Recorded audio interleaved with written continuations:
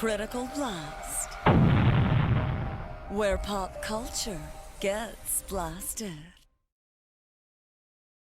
With the announcement that Dan DiDio was no longer co-publisher at DC Comics, rumors began to spread as to who might come in and replace the outgoing publisher. So we sat down and we thought about who we might like to see in there and who might be up for consideration. This is in no way based in any rumor. We have not heard anything, but this is just a suggestion list. So let's take a look at who we think the top 10 candidates being considered for the replacement of Dan DiDio may be. Number 10, Gail Simone. Being the chief architect of Lion Forge's superhero line, Catalyst Prime, is what gets her on this list. The fact that you've never heard of the superhero line since she took it over in the mid-2018 is why she's in the number 10 slot instead of somewhere higher up. Plus, Twitter needs her too much for her to commit to publishing. So let's move on. Number 9, Mark Waid. He's exceedingly familiar with the characters, having overhauled The Flash and having left Kingdom Come as a legacy. His recent promotion to publisher at Humanoids qualifies him for this lateral move in case he wants to be in charge of comics somebody actually reads. Number 8, Bob Harras. He's the EIC and VP of the company, and he has years of experience in the role both at DC and at Marvel. This step up would be a natural career progression for Bob, but I don't know that his promotion would actually bring any excitement to the fans.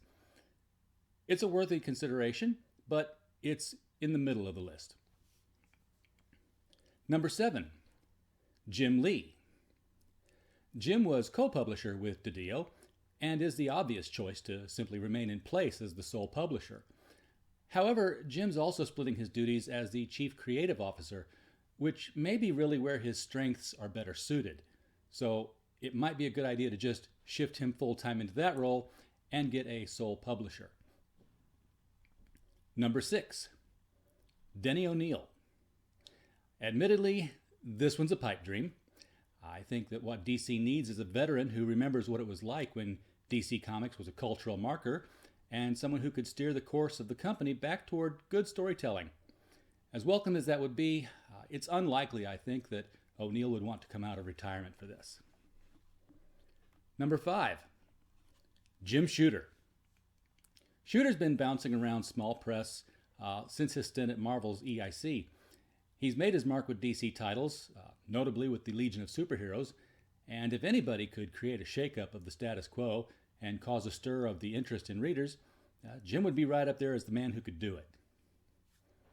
Number 4, Jeanette Khan. Jeanette knows the DC publishing job. She's been there before she stepped down for the EIC and president position.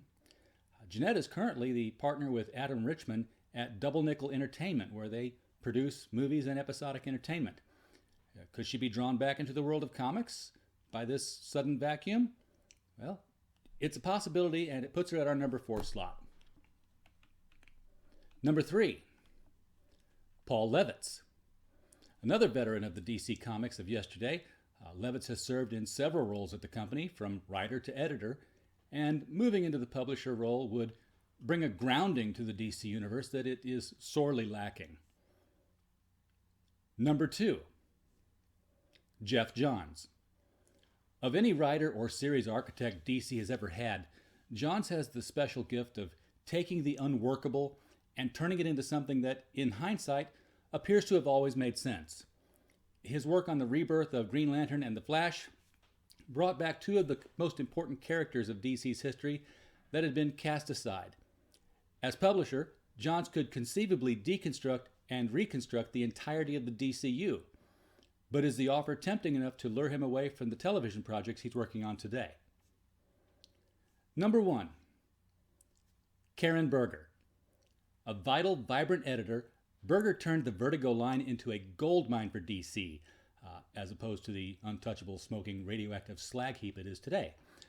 She's experienced enough with DC when it had high sales, and she's young enough to resuscitate the flailing, directionless company line.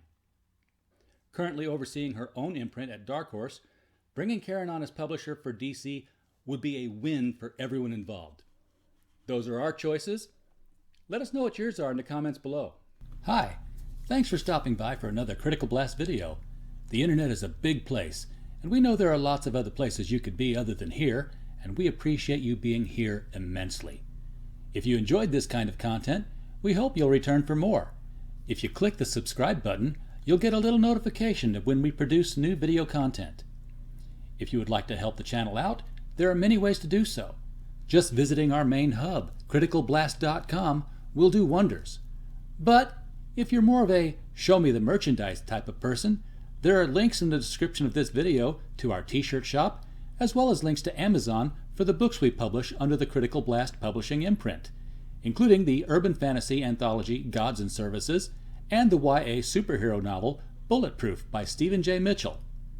Thanks again for visiting this video. We hope you had a blast.